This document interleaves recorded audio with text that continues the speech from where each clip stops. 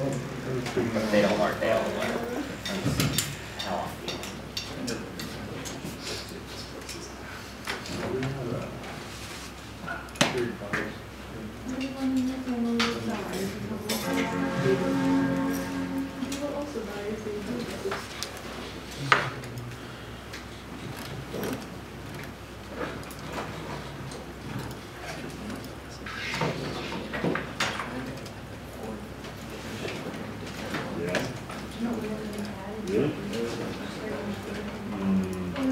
We really need to do it.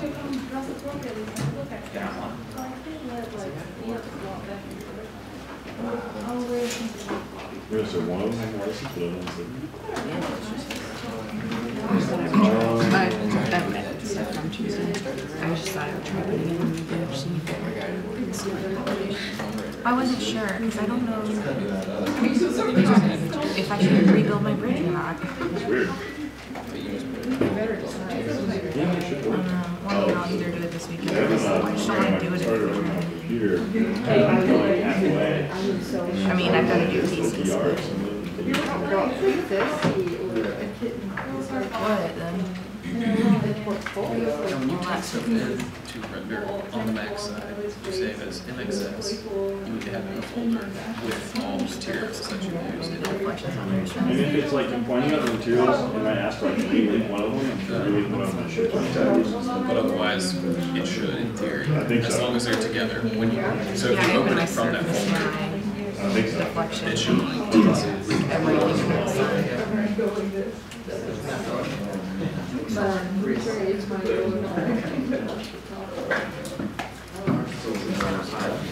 We'll get started here in about a minute. If you guys can make sure you have your panel from last class. I just have to get situated here. The deflection. Yeah, well, you actually need your adaptive component, your curtain panel, and then a test surface, the 3 files that we were working with. Make sure to even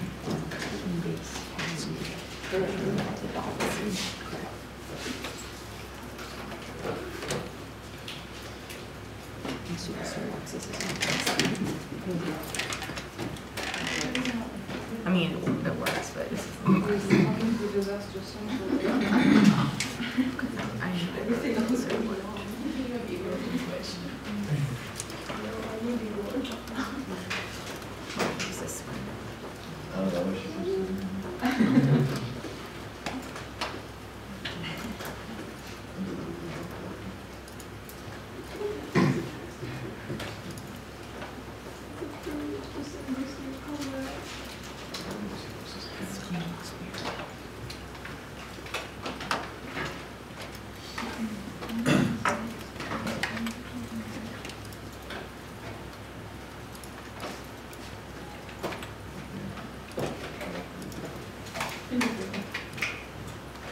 Okay, so where we left off last time is we had our adaptive component created, and you should have had a set of parameters. We've got a basically our point offsets, our 0.1 and 0.1 inverse.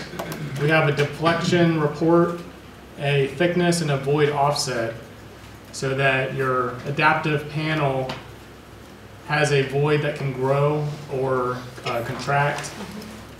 And then in your curtain panel, you should have something that looks like this. And if you want, because if you remember, this triangular piece is always going to be hidden in a additional file once we load it into it.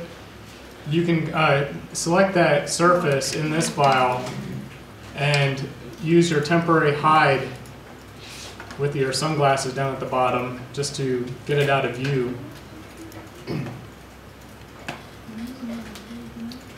And then you should have some kind of a test surface that you have hopefully applied that component to.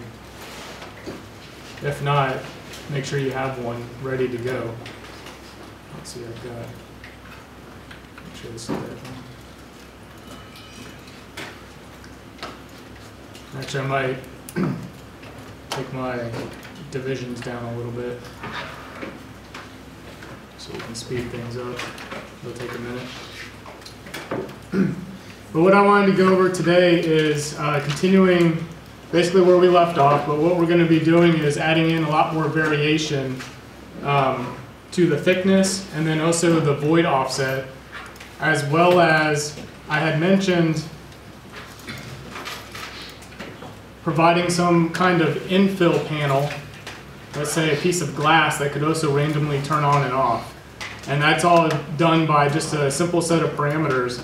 One item I was going to talk about is how to make it change colors so that you could actually have, if you looked at any blogs or any kind of Revit websites that are actually doing a lot of this curtain panel work, you'll probably see a lot of people have these panels that are changing colors. If you haven't seen that, I'll give you some links towards the end of class. But it turns out that the way they're doing that is they're actually building however many colors you want. They're actually building that component on top of each other that many times and assigning a material to it, and then deciding to turn it on or off based on a conditional statement. So they're actually got, if there's 5 different colors on a surface based on one component, they've actually got 5 components on top of one another, and all they're doing is toggling off and on the colors. And so that just takes too much time and work and isn't really worth it for what we want to do. But what I'm looking at doing is getting basically how you can do a conditional statement to turn on and off, let's say a surface or some sort of infill panel. And then if we have time, I've got a couple other surface parameters I want to go over. So this is what we should have at the end of class or towards the end of class, is something that looks similar to this. Close out of that. So you should be back in your adaptive component. That's the one that has all the parameters that are set. And like I said, we only have our offsets and our deflection. One thing I want to do is actually create another reporting parameter that would give me the ability to always have a numeric value that we can play with that has some relationship to the deflection. And if you remember, we have this in the other curtain panel. Across from this deflection point, we have this filled in triangle that's in this quadrant that's opposite of that corner. And that deflection point is always referencing a plane that's associated with that triangle. And what I would like to do is set another reference line that we get a reporting length dimension. And in this case, you could probably use any of the lines, but I'm going to use the diagonal connecting, in my case, point 1 and point 3. So if you draw a line, make sure it's a reference line, and you have your 3D snapping turned on. Make sure you're snapping to the points. And I'm basically making this reference line so that I can strike a dimension, just similar to how we did the deflection. Once you have that line, you can draw your dimension line. So aligned, make sure you set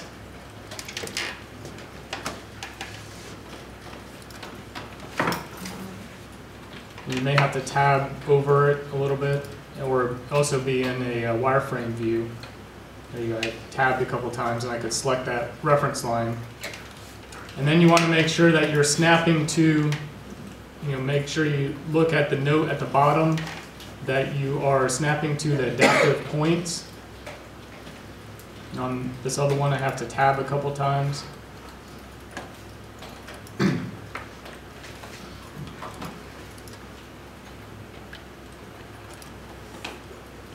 And the reason I am making this dimension that's going to report is I want to use this information in a formula.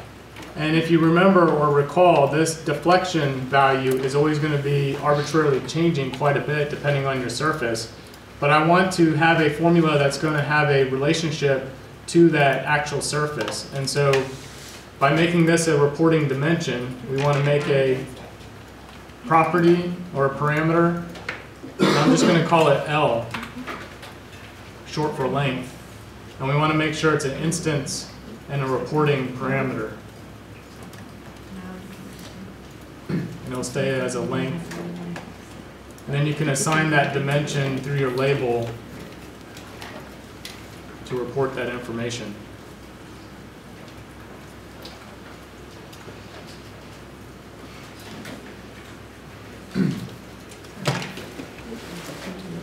So now I've got a deflection value and a L that's reporting. I'm also going to create another parameter, and this time I'm just going to call it N, short for number. I'm just wanting to get some form of a number that we can use.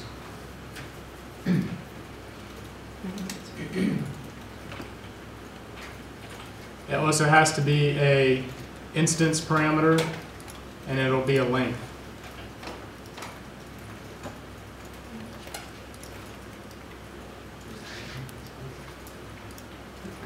This number is going to be L divided by deflection.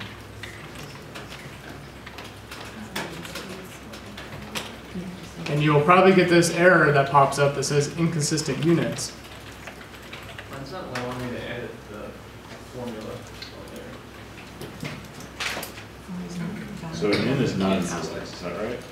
Well, they're all instances, yes. But it's not reported. Oh, it's not. It's not reporting, yeah. So if you put in an instance and it's reporting, it won't let you do anything in the formula. So go back and modify that. Now I don't know why this error pops up. This is kind of random every now and then. You get this inconsistent units, and we're actually dividing feet by feet in inches, so the unit should be consistent. But anytime you get that error, if you just take one of these values, I'm going to experiment with deflection, and I'll just say deflection divided by 1 foot, and that should make it work. It's a little bug that's in this formula section in Revit. Dividing by 1, like I said last class, will always drop the units or drop that inconsistent unit error that pops up. So now that we've created those parameters, I want to load this information all the way through all of our different components. So we want to go back to our curtain panel and overwrite the existing. And all I'm doing here, we haven't really made those parameters do anything, but I want to test by selecting that curtain panel and making sure that I'm getting information that pulls up on the property side for N and L. And that when I move one of these adaptive components or points and I select that surface again, I should see the N and L change again. And the L might be changing in smaller increments than N, or vice versa. Adaptive error, a reporting parameter can be used in the formula only adaptive error method. It's all about make sure all of your parameters are instances. You probably have a type and an instance that are together. So if you don't have when you name your parameter, if you don't have the word default or report in parentheses, that's probably the issue. If you still get an error, I'll come by in a minute. And then you also want to take this curtain panel and then load it into your test surface. And we want to see what kind of different values we're getting. It'll take just a minute here, hopefully not too long.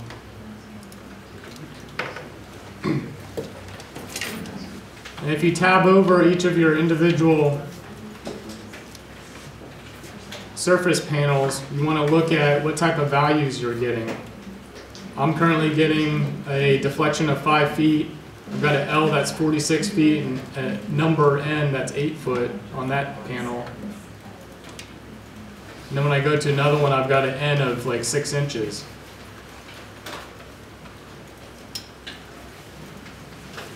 I could probably do without the N and just use the deflection value, but I'll let you know where I was headed with that in a minute. So anyway, just test to make sure that as you select different panels on your test surface, you are getting your reporting parameters to actually show up different numbers. That ensures that we're not going to have any issues with those particular parameters we've already set. Okay. Like I said, yeah. I don't know what's happening. Like mine won't load into the next one, and then I get this giant square. I don't know what's happening. You get a giant square.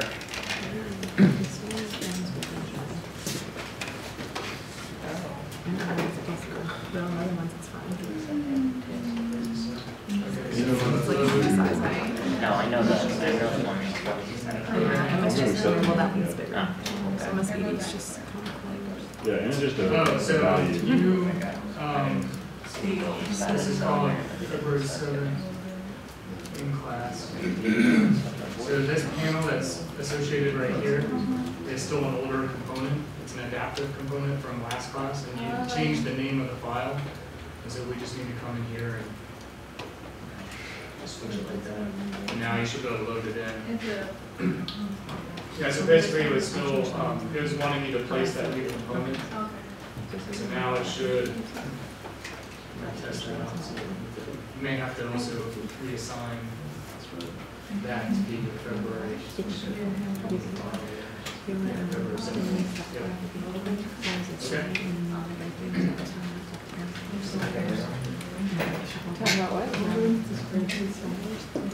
So you have to make sure you're definitely picking those adaptive points.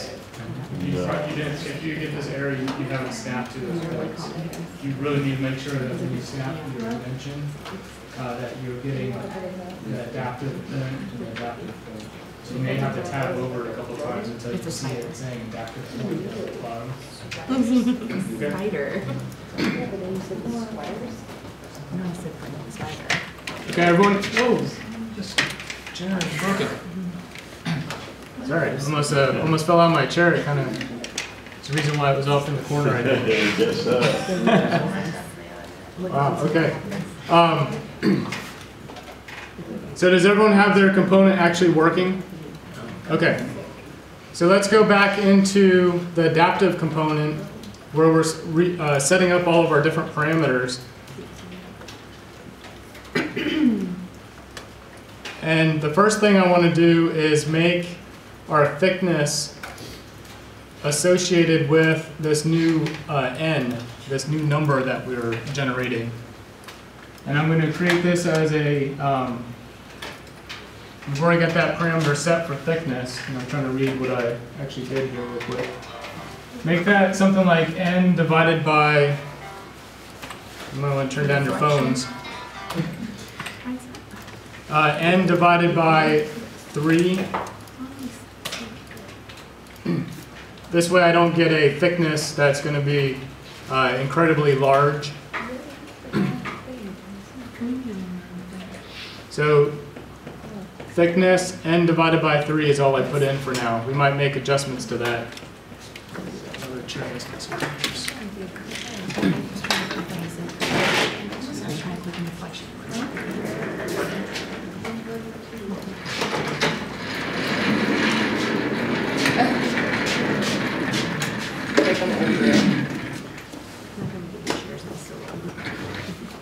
Alright. And then the next number, well, we probably want to test that out, so go ahead and hit OK. And then, again, we'll load this into just the curtain panel for now, because if your curtain panel changes, then the rest of your project will change. So you should get something pretty large, or perhaps.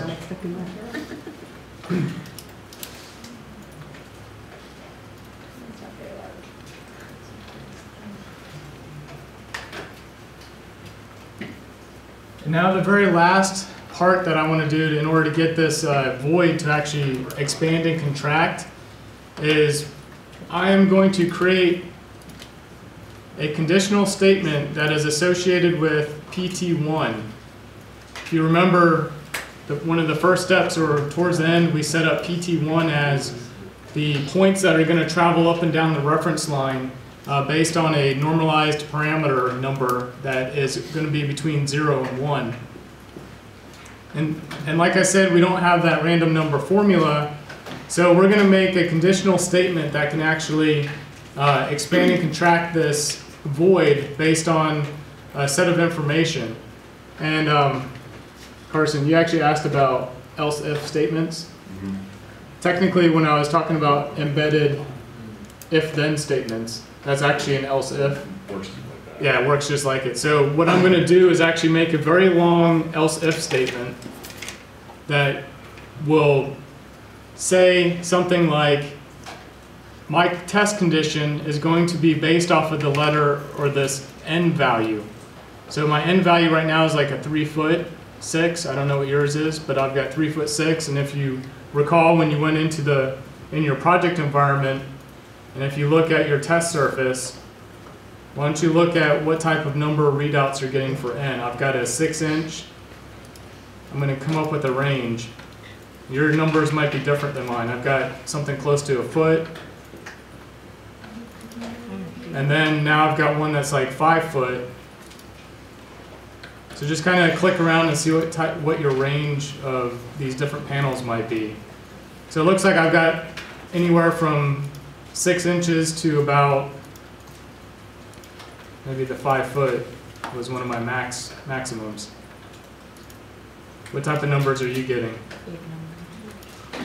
But they should all be kind of in relation to one another. So you should have something that might be, if your numbers are a lot higher, you might have something like 10 foot as being one of your lower numbers, and then you might have a higher number of 50 foot. I don't know, just throwing it out there.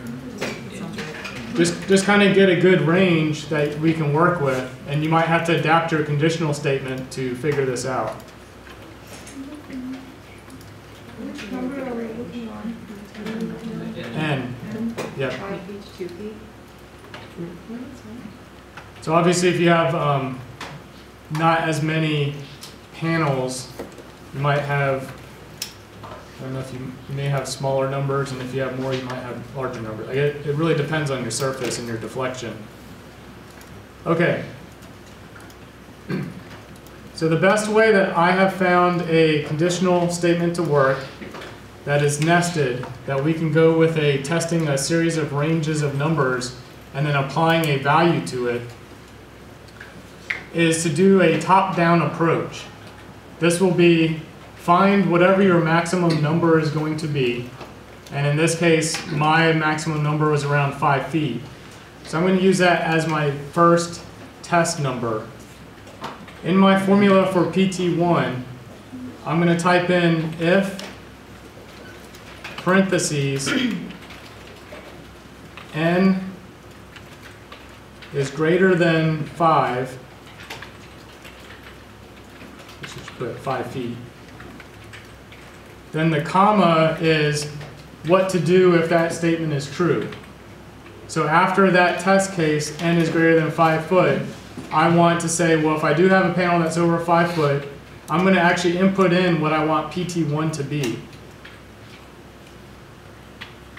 In this case, I will start with a, I'll just say 0. Let me give it a 0.4. If we have a much higher number though, should that number be higher or stay? No, remember your PT number has to be lower than 0.5. Okay. And so what I'm going to do is kind of just input some numbers in between 0 and you probably want like a 0.05 to 0.45, because you don't want it to actually go to the actual center, because then you might end up with some errors. Then that is the number I want when it's true. If it's false, I want to test out another case. So this is where we get into the embedded conditional statement, or an else if. So now I'm going to say, if it's false, I'm going to test out if parentheses n is greater than 4 feet,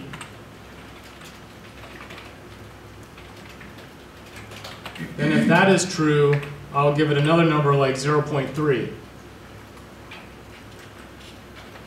And I'm going to do this until I get down to like 1 foot. And the reason for that is, if you remember those variations that we were looking at least in my test surface, I'm going to have a lot of different panels that, even if they're next to each other, might have something that's greater than 5 foot or greater than 3 foot or so on. And we can definitely get a lot more variation this way. If we have big numbers, should we just like go every like 10 feet or something, like 50? Yeah, if you have really large numbers, I don't know what your highs and minimums might be, in your test surface. But since I'm doing like greater than 5 foot, and obviously if your minimum is a 10 foot, and you probably want to start with, let's say 50 foot is your maximum, and work down from there. Maybe do it in 10 foot increments or 5 foot increments. If my numbers are in inches, would that work too? All of your numbers are in inches? Yeah. Yeah, so, you know, again, pick your minimum and maximum inches.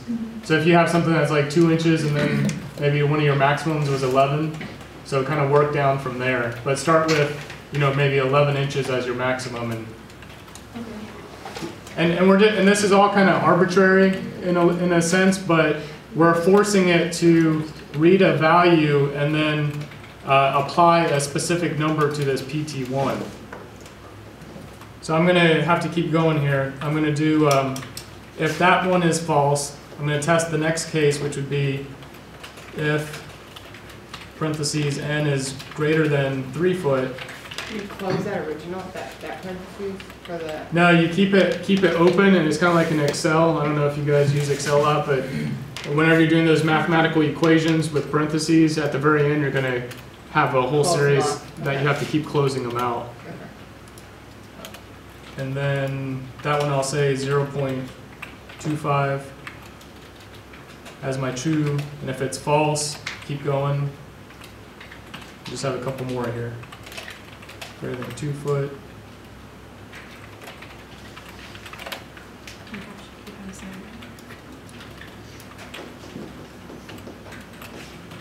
I don't think the capitalization of if matters, but we can see. What'd you say?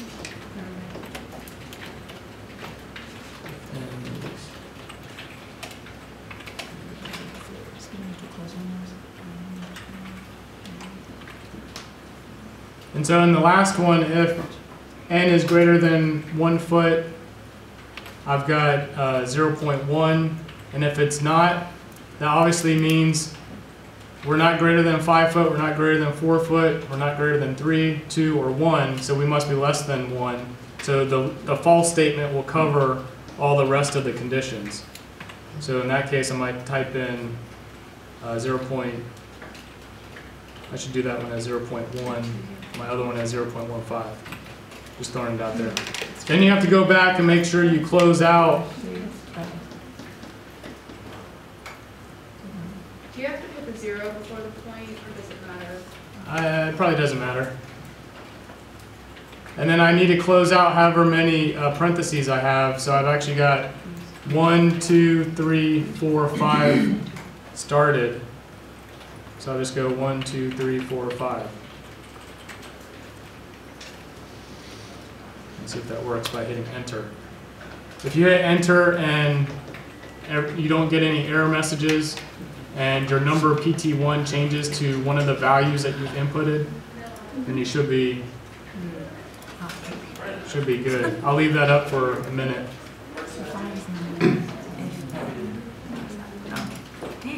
I got an error message saying Bad if bad if statement format. I have it too, Anna.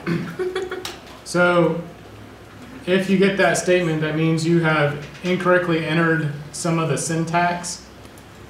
You need to make sure that you've got the if, and then you do a parentheses, and you've got your test case, a comma, your true statement, another comma, and then your false statement, which would be your next if statement. So let me see. How many of you have that error? Just 2, 3, 4? Okay, 3. Should there not be spaces or something? Try doing.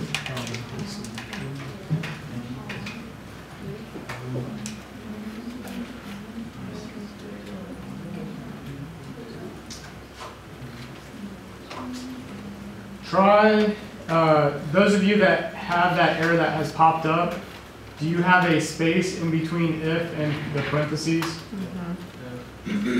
Okay, so that might not be it. The other thing might be, have you capitalized if? For instance, I've done lowercase if, and I didn't know if there was a... I tried both. That didn't work. Try both, doesn't work. And then check your commas. Do you have commas correctly? Let me look. Nope, still doesn't work. I'm trying to take out all parentheses. have it all spaces.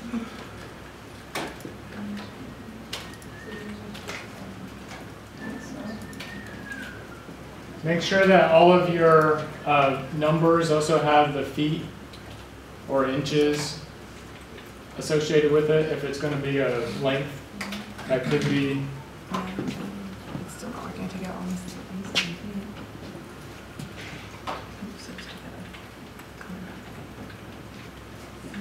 I have a space after each comma.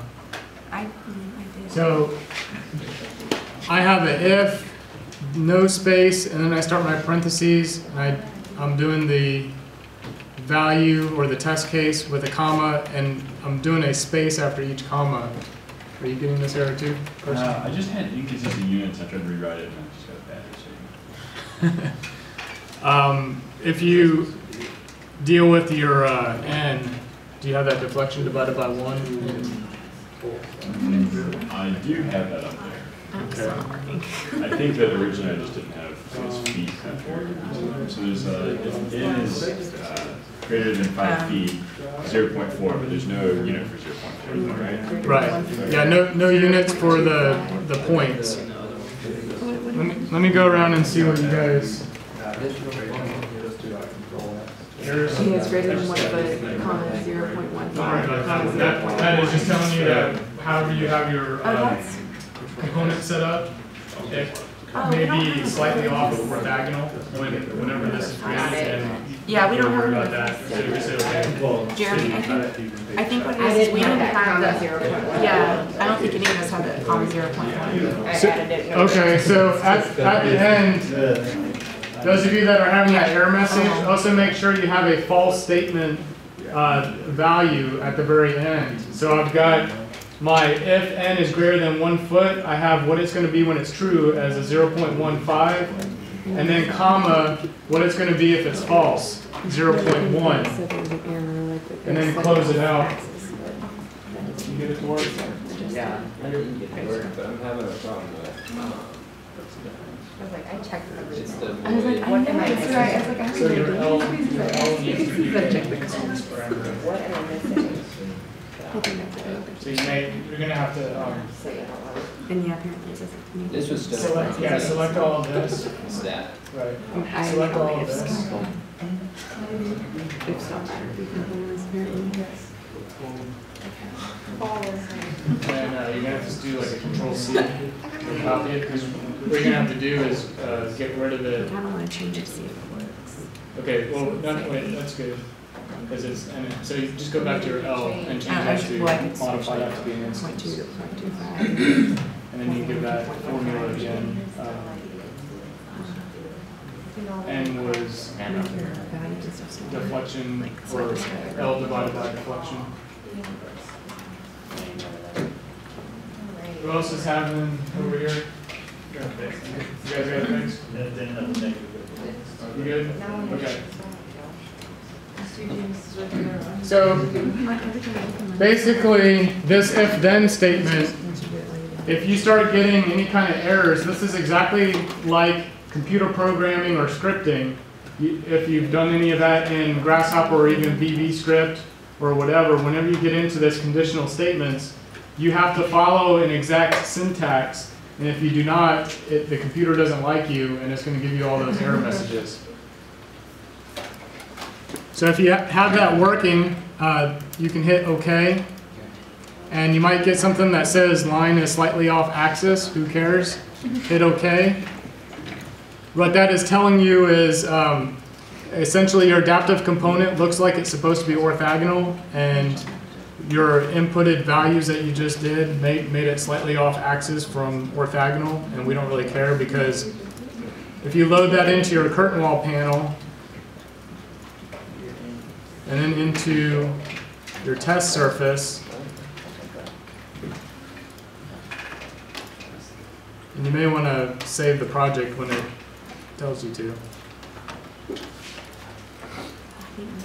And then if you override everything, you can see that this surface right now looks pretty similar, but as soon as I did that conditional statement, I've got a lot of variation even between, some panels that are right next to one another. Mine Mine's kind of crazy. So if you did not get a lot of variation, what that means is you need to go back to that formula, your conditional statement, and it's all about tweaking those numbers. You could probably keep your 0.4, 0.3 values, but it's really the range that you're testing. So if you got everything still looks the same or very similar, you're essentially probably just testing a range that isn't really being identified in the test surface. So like, if the majority of our surfaces like were like in the teens and stuff, but we had a couple that were like 50 or 20 or something, maybe we should drop down to put like 15 in there also. Yeah. Okay. Yeah, so, yes. I had some panels that just disappeared. So it didn't like your, It didn't give me a warning, they just disappeared. it didn't even give you a delete error? 2.5. That's not, I mean, I'm going to put in 15. Yeah, well, just didn't say 2'6" on its own. Oh, so you say So it didn't give you that error at all? No, I put it into the dirt wall, and that's putting the lines away.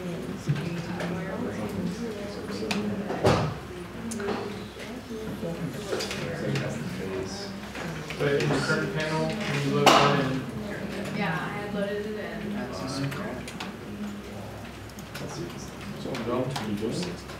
so we're, it's not in there. Yeah, I know. Okay. I don't know what happened. So you may have to place that adaptive component there. I'm gonna change It's kind of mine. strange. So So do your home.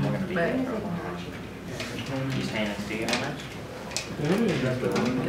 like, did you reload it and everything? And then place it in your order. And your controls are all around that range? 1, 2, 3, 4, and 5. And kind of rebuild that. Next class, you're gonna Whatever order you have. You have to remember the small amount of numbers you're changing. Like, and did you change the number that you put it in? Like the fall? Does that make sense? Actually, how do I do that? So like you don't have 2.1 now, do you, or something? Oh, see, oh yeah. Yeah, so somehow your adaptive component. Just if you put it in. Oh, something's wrong with that. Oh, I have something. This is confusing.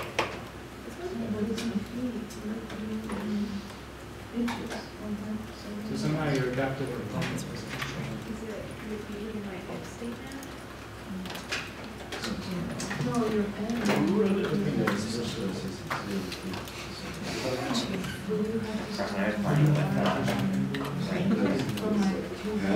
Sucks though. I mean, it should have deleted it. On the Windows? It's actually your adaptive component no longer on there. That's why Yeah, it's deleting. but you have differentiation. Like all the same. So you're But those gonna might not be replace- the try to same build amount. your adaptive- You got your adaptive component, try to replace it here in this. Okay, so there it is. Well, I think that's my fault. No, yeah, I was just laughing. I mean, I have some differentiation on the choice. I also had the issue, I didn't realize that, Yeah, Timothy. like, I had a principal and then I had Anybody else, everyone else able to get something to show up and get some variation? so, I mean, I've got Well, if some of them disappear, then That's they so really weird. go. So that was the original one. I don't know why these are so big. Yes. Wait, So when you do you your. go through your notes and then you're on the page for now. Yeah, that's. This surface, any of the elevations is fine. And you build them on top of each other, going this way. Okay. My surface is like I mean, I was just. Load that into your.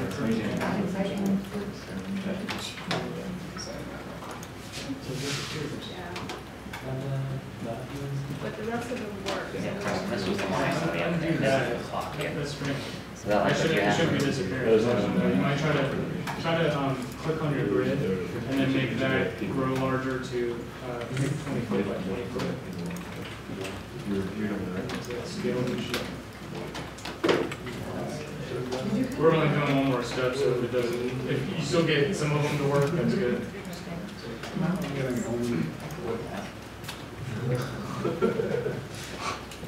That's kind of cool. That's not gonna stay All right, so back at my test surface. So hopefully you have something that has a lot of variation to it. If not, the next step probably won't do much more either. But at least at this example you can see. And then once I actually change my divisions to a higher number, which I'll do towards the end, we'll get another series of variation that will definitely change. The last step that I want to do is I'm going back into my curtain panel, and I'm going to make it so that when I drag, see my deflection, I'm going to select my grid on my curtain panel and change it to something like 20 foot by 20 foot. See if that does anything for me. I'm trying to get that void to grow a little bit. There we go. So I was just playing around with my curtain panel so that when I move the adaptive point up and down, I finally got my if-then statement to open up the void a little bit more, because I want to use that as my next test. So you may have to just move a point up and down a little bit until you get it to open. If you can't, don't worry about it too much. The next kind of conditional statement that we can actually program into any of our components is a conditional statement that's already built in to the program, and it's called the yes/no parameter. I'm going to make a solid surface. If I turn on my hidden line, I've got a void. I'm going to make a solid surface in the middle, and this is a pretty easy step because we've already created the void. So if you hover over until you get all of your chain of reference lines that were associated with your void to highlight, we can click on that and this time say create a solid form. And I'm just going to create a sheet. I'm not going to do any kind of extrusion. So pick that thumbnail that's off to the right to get that to be flat.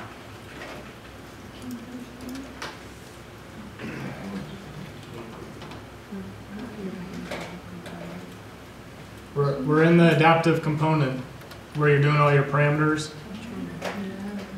All you have to do is hover over your void lines. You may have to tab.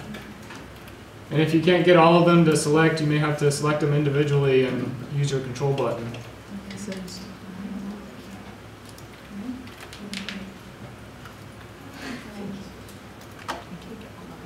Okay, the next thing I'm going to do is assign a material to this. We haven't gone over materials yet, and I'm going to introduce it here with this step, and then later on we're going to actually get into rendering and doing actual, more realistic materials. But anything that you select, you can look over to the left, and you will always have this category called material in the properties bar. And you will have the option to select in the section where it says by category, just click in it and you'll get a button that appears, and then this menu or dialog box will open. Right. If you have a surface, just select it, and then over here on material, just click by category, and then you've got your dialog box that opens. Now you'll notice that there's not a lot of materials associated here. This, by default, in the family environment, you don't have a huge range of materials, but once we get into the project environment, you actually have a full menu of the Autodesk, basically what's being shared between 3D Studio Max and Revit and Maya. You've got that same Autodesk library. But for now, I'm just going to make a new material by clicking on glass, and then I'm going to click on duplicate.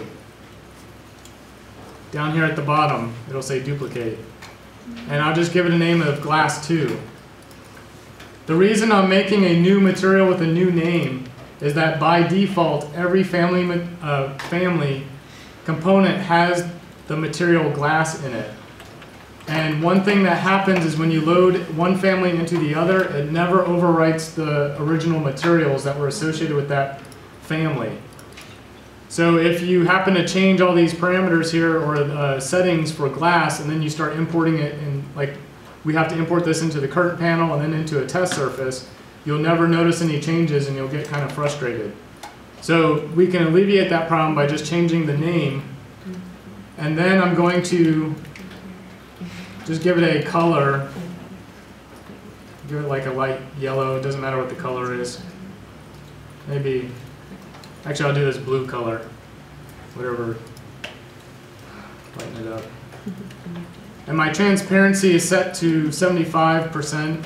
That seems pretty good.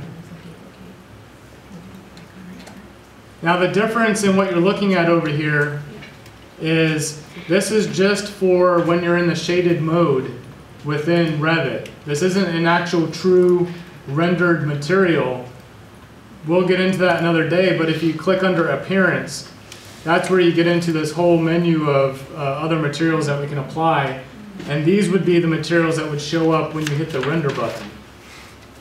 But for what we're doing, just to look at variation, we're going to just look at what's actually can be done with the visibility graphics of Revit.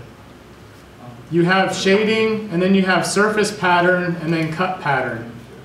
Later on we'll get into that, but your cut pattern will be exactly the color and the pattern of what would happen if you cut a section through that material, what would it look like. Then you have a surface pattern, which is what shows up in hidden line mode, and is usually something that you would have for elevations or you know, something that would show up in elevation even if it was in section. So right now we're just going to deal with that shaded parameter, and I'm going to hit OK.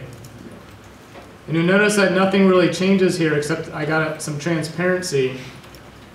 If we change our graphic display down at the bottom to shaded, you should get your blue color or whatever color you ended up selecting.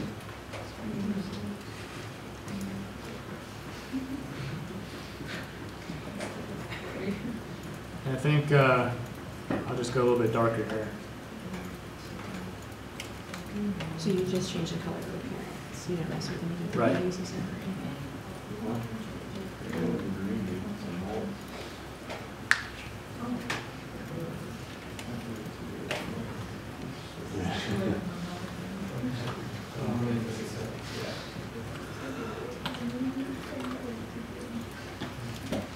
All right.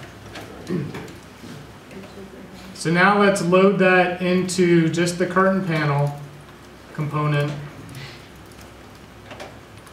And also change that visual display to shaded.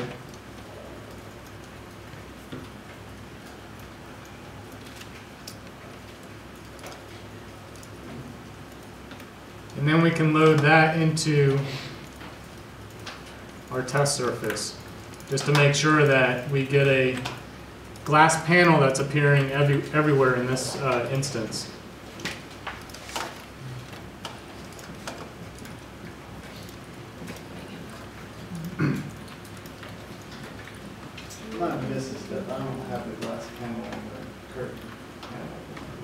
So in your adaptive component, did you create a solid surface? Shaded view. Yeah, I'm pretty sure. Look in shaded view, Julius. Solid. Maybe it's shaded. Well, I'll come around towards the end if you're still not seeing that. Did you also rename your glass component to be glass 2? Or make sure your material, you actually named it something else. All right, so now this is pretty easy. Once you've got this panel, and I want to create a variation of this where sometimes this panel shows up and sometimes it doesn't, depending on a particular value. I'm going to save my project. I'm going to create a new parameter, and this time the parameter will be called show infill. It will need to be an instance And the type of parameter will be yes, no.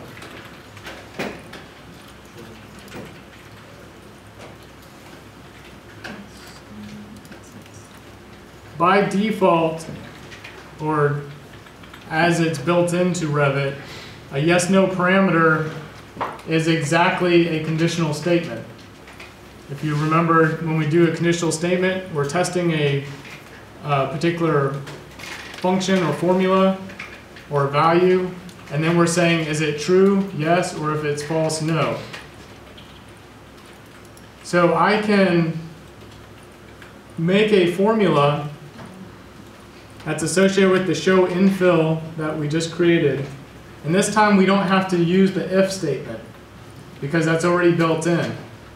All we have to do is create a test item.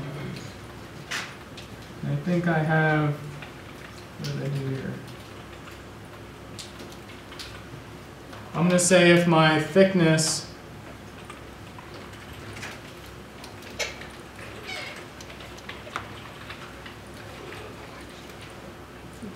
is less than 6 inches, enter.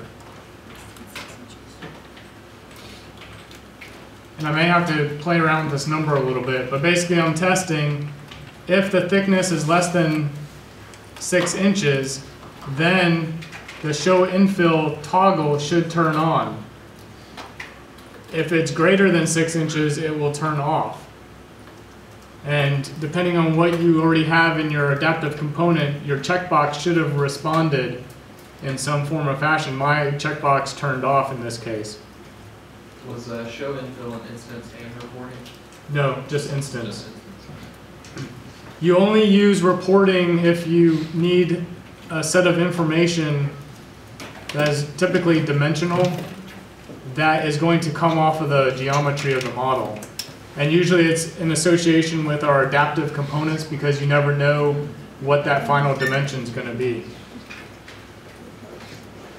So now you should go back through and load it in to your curtain panel.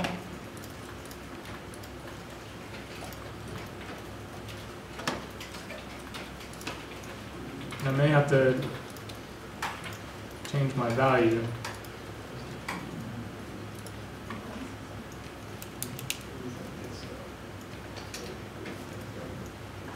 Well, I'm going to load it into my test surface and see if I get any changes. That just means we need a higher thickness. If it doesn't change, in my case, and maybe yours as well, is if you tab over one of your functions or your panels, we need to look at what the thickness of all of these are. It's only 6 feet. Oh, we missed an important step. That would be why. So we've made this toggle, this parameter that says, toggle the show infill on and off, but I forgot to assign this panel to that toggle. That's kind of important. So if you click on that form element, remember we have the visible or visibility button. Click on this button that's associated with visible, and now that we have a yes/no parameter, we can select it to equal the show infill. That should solve that problem. And if I bring it back in, overwriting, you can see how my panel just disappeared. And if I move my adaptive point again, does it ever come back? I wrote it into my project.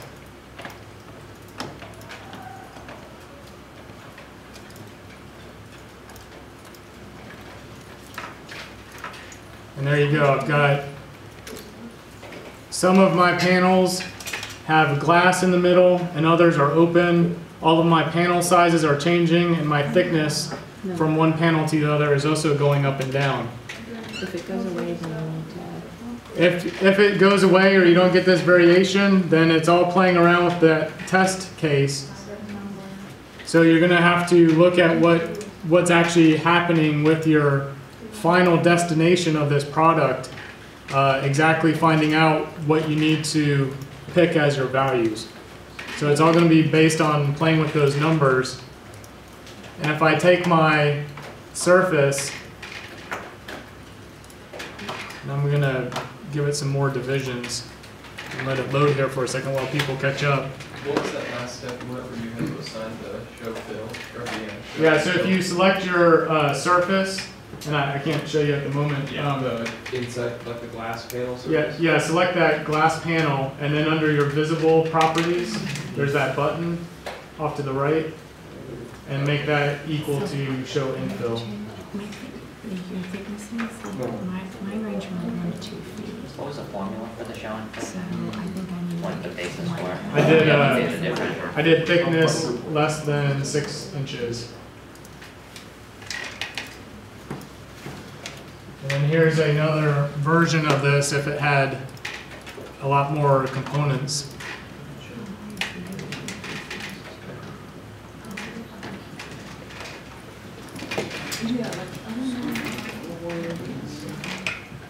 Now if you want to, this is the last step that we're going to do with this piece. Anytime that you're in this view, you have the ability to change your background. Let's say you want to work with shades of gray and you're tired of everything kind of blending in with that background because it is a gradient gray. You can select the 3D. This is the view that we're in, the one that's highlighted. Select that, and then under graphic display options, you can see down at the bottom, you can change your ground color. Make that black. My horizon color.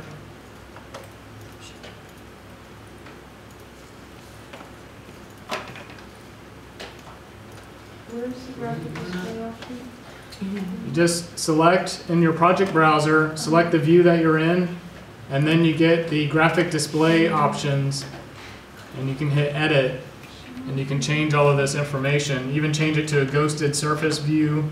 Go ahead and cast some shadows. And if you don't like the position of, can't really see the shadows there.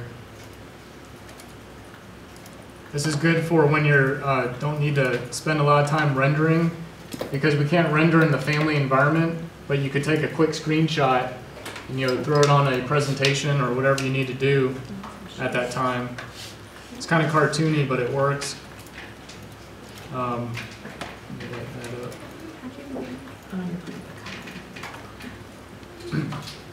And then if you need to test out exactly where the sun angle is coming from, down at the very bottom there's the sun path. You can go ahead and turn that on. It wants me to save my project. And say continue with current settings. And you'll get a sun path diagram that if we click under sun settings and then change it to a multi-day or a single day, you get the sun icon that you can drag up and down and change your day and whatever you want to do. This is what they always want you to do in Vasari. You guys have used that.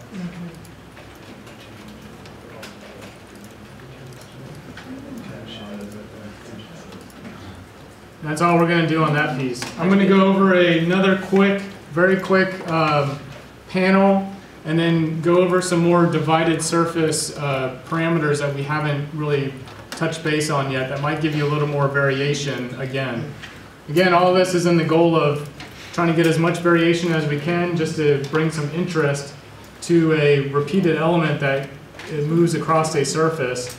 And you can generate a set of rules, which are essentially your conditional statements that can change your component, even depending on what type of surface it gets placed on, because every time you place that component, you should have a varied look, depending on the different deflections and so forth on that surface.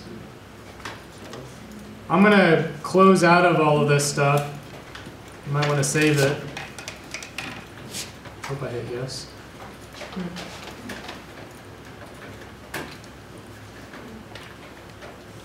And let's start a new conceptual mass. And this one's going to go pretty quick. New conceptual mass and get into a north elevation view.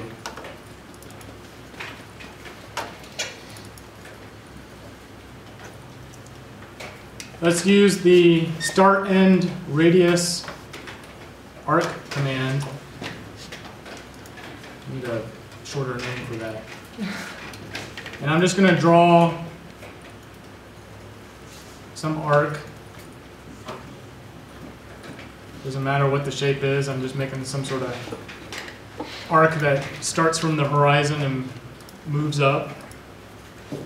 That command works by picking a start point, an end point, and then you're picking the actual radius or the curvature.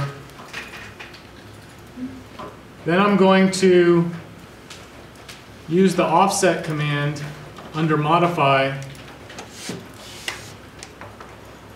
And let's offset that as the default is set to 1 foot. You should have that measurement at the top. And if you hover over your line, you should get a dotted line that's showing you where it's going to offset.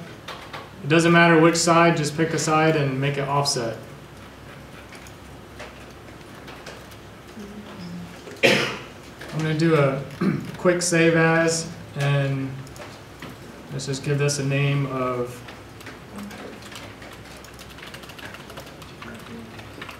I'm calling it test surface 2.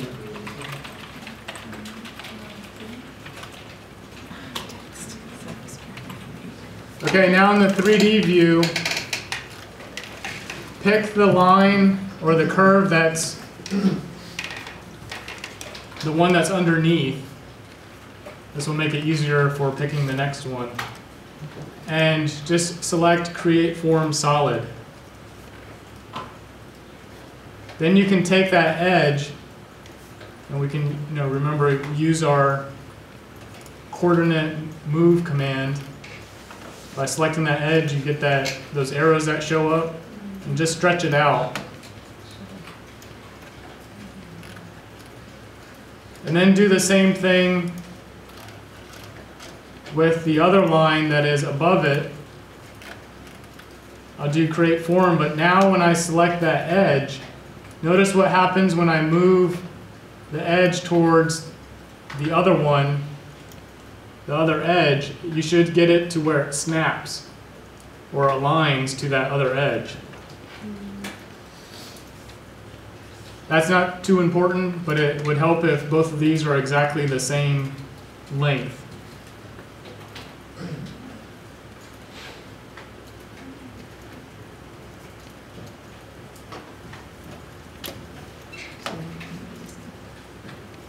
The next thing is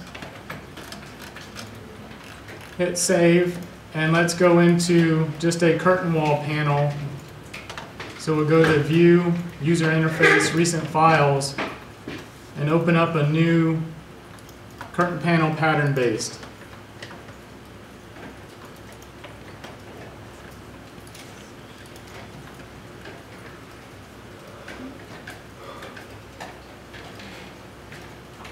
Okay, we're going to have to move a little bit quick here. Everyone at this location? Next, you need to select the grid, and we're going to work with a half step. It's one of the very first grid options. And I'm also going to select the grid and make it so that my vertical spacing is 20 foot, but my horizontal is still at 10 foot. Go ahead and save that. I'm just going to call this, we'll call it triangle half step.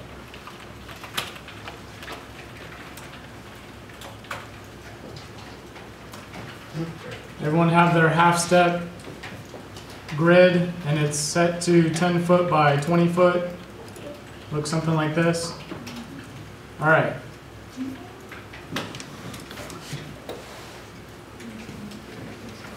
I'm going to draw a point that snaps to the midpoint of one of these edges. You want it on the edge. You don't want the one that has the point that's already at the midpoint. You want to go to the other reference line and create one point element and do the same thing on the other.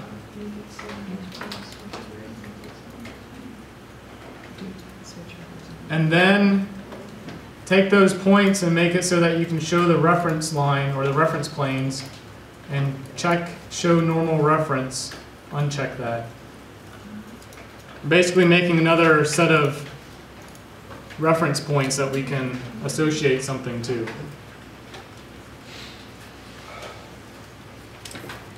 All right, now draw another set of points directly on top of those and make sure, actually not right on top of them, put them off to the side because we need to align them and lock them. So we did this last class. You select those points, turn on your reference planes, and we need to align them to that point that's on the line and lock it. You know what? I missed one step. Delete that. Delete that, delete that. We forgot to associate that with a plane that is that point. I did point element. I need to pick that horizontal plane and then place that point and then do the same thing with the other. Sorry, which horizontal plane? Any? The horizontal plane of the that midpoint.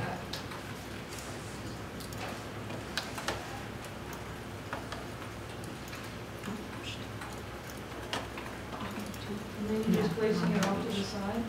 Yep, place it off to the side so that you're able to align them and get that lock command. That padlock will only show up once you use the line, and so you always have to kind of place your point outside of or off to the side somewhere. And that will be something you do in Revit all the time. So I can't select the horizontal plane of the created point. you may have to use your tab key. I had to like rotate. And you may have to rotate your view a little bit. And it's okay if it says identical Yeah, no, I points. had to. And you'll get a command that says identical points in the same location. That's good. Did you say we lock them? Yes, lock. Shit. All right, I'm just going to make a quick parameter that says, I'll just call it H for height. And I'll just keep it all of the defaults. You got the height, type parameter, and length. And let's just give it something like 4 feet. And I'm going to select both of those and make them equal to the offset.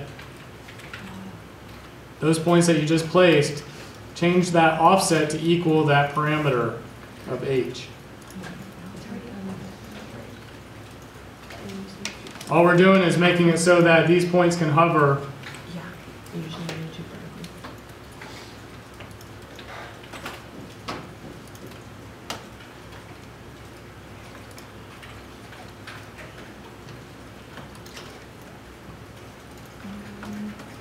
vertical. Okay, next step. Spline through points. Make sure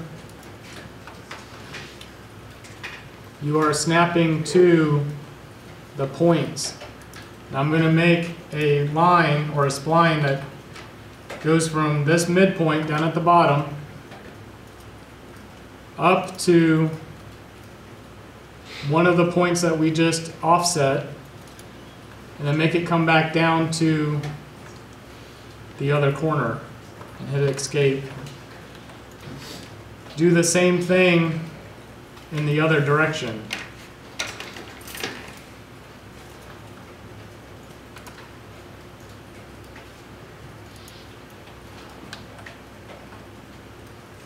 And then your last spline will be along the back side.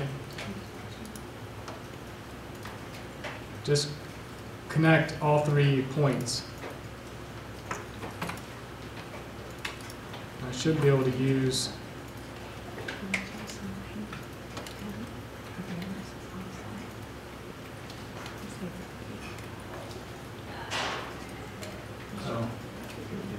didn't quite do what I wanted. It deleted one of my points, but make a surface out of all that, and you should get this maybe a pi wedge.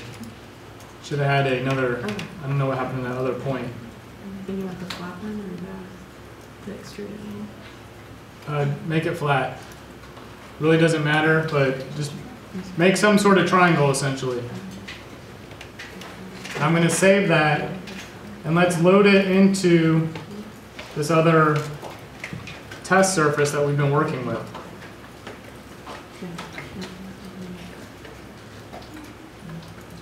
All I was really trying to show you with that offset command is if you want if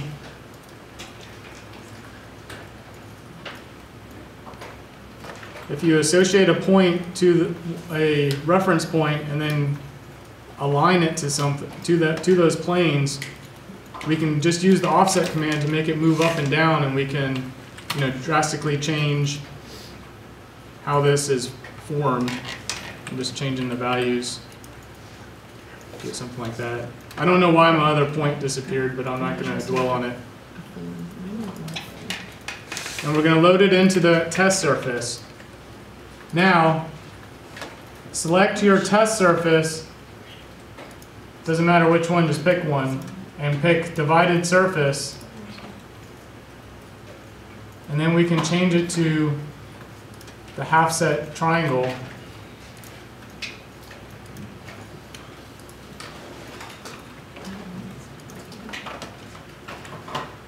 And I'm actually going to change my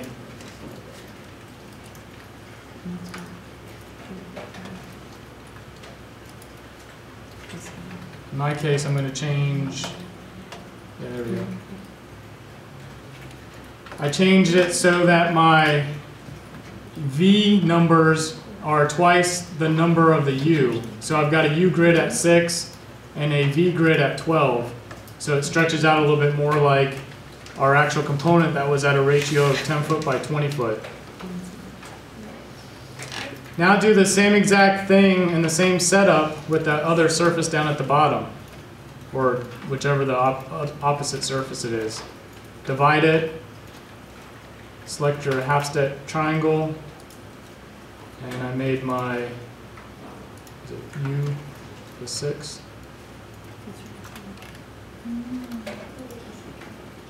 So I've got 2 surfaces that have been divided exactly the same and have the same component to them.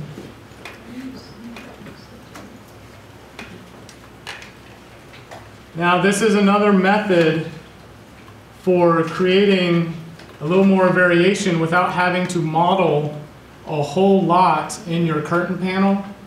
We can start working with some of the surface commands if you had layering surfaces and you applied maybe the same component, or you could even apply different components to one another.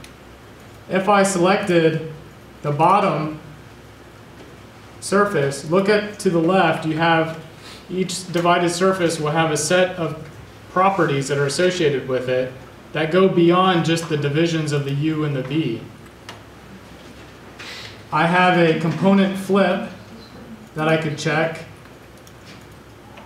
And now the items on the bottom basically mirror down. And I'm going to keep playing with the one that's on the bottom.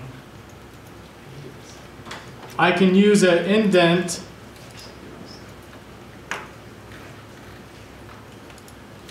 I used indent 2 and changed it to, you have your pattern application. I bumped it up to 1. It has to be in integers. And you can see that my pattern component underneath shifted over 1 grid.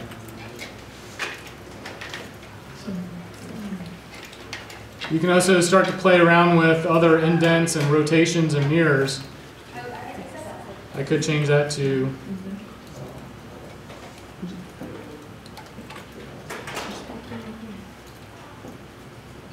actually changing it, your rotation around.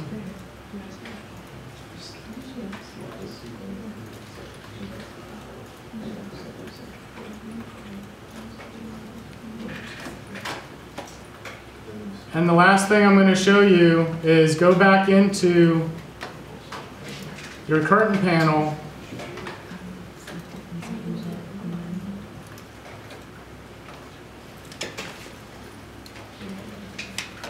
Let's create a new curtain panel pattern, and this is going to be real quick. I'm showing you all this stuff so that you don't have to model 20 million things within a curtain panel. If you learn the nested versions and actually working with these layering surfaces, you might be able to get the same effect of what you're looking for. On this new pattern that I just opened up, I'm just going to select each of these reference lines one at a time and create a form. So I'm not getting a solid form, it's just kind of making a plane. Something like that. I'm going to save it, give it a name. I'll just call it Family 3 for now. And if you load this into your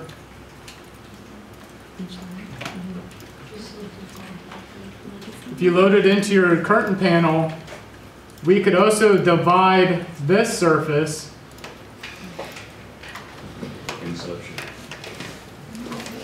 and then apply that new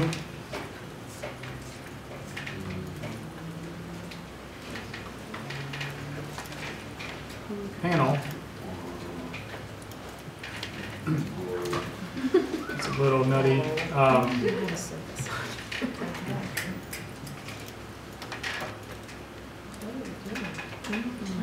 probably make this more like 2 inches instead of 3 feet, just to give it some.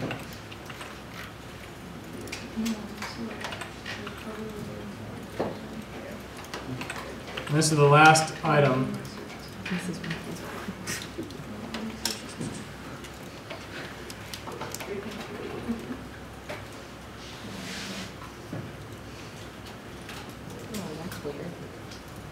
don't know what's going on there, but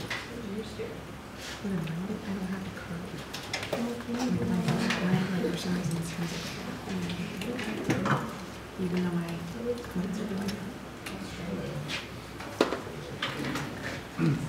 so basically, at the very end here, I was just trying to show you that you guys could think about your panels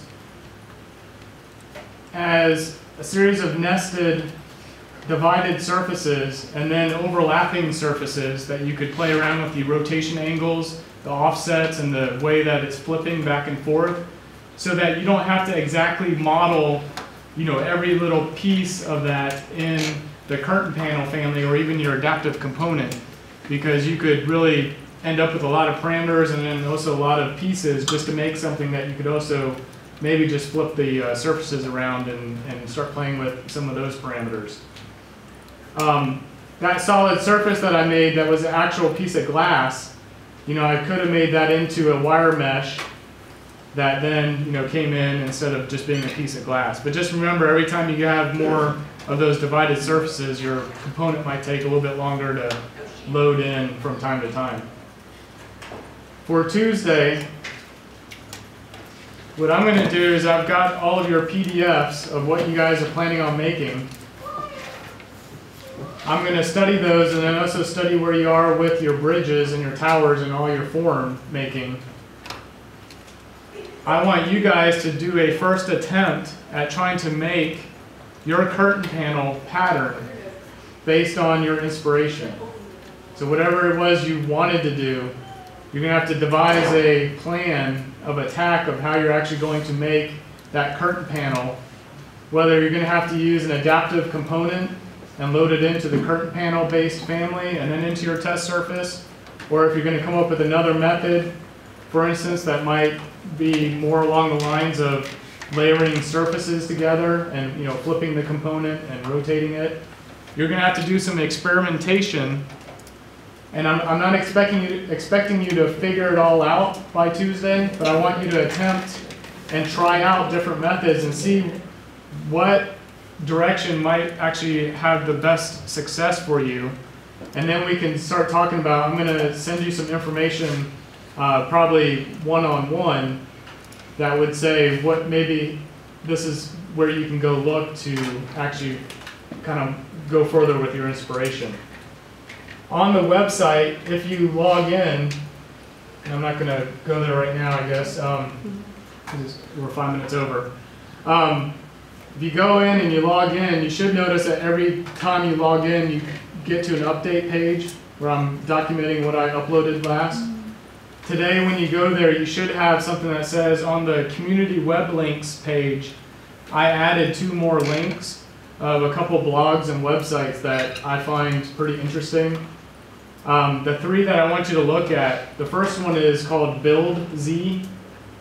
That is a blog that basically this guy started out with, Zach Cron started out with Grasshopper and doing all these crazy forms and this kind of stuff in Grasshopper. And now he's graduated into Revit, trying to replicate a lot of that information, doing the same thing that we're doing in class here.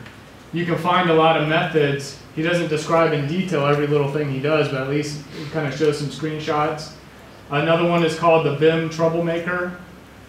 And then I think the last one, can't think of it right off the hand. It was something about adaptive surfaces or reactive surfaces or something like that.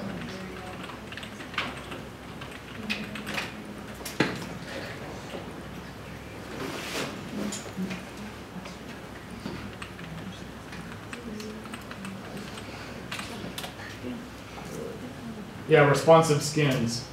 So basically the top 3 at the top are some sites you might want to start to explore. Some of this stuff, like the responsive skins, might be very advanced, but it shows you some, some of the possibilities that are out there. It might give you also some inspiration or guides to where to start with your current panel. So Tuesday, upload your trial version, and you're going to obviously be telling me what worked and what didn't. I'm pretty sure you're going to say all the things that you're having trouble with, and that's what I want you to do, is experiment and see what's going on.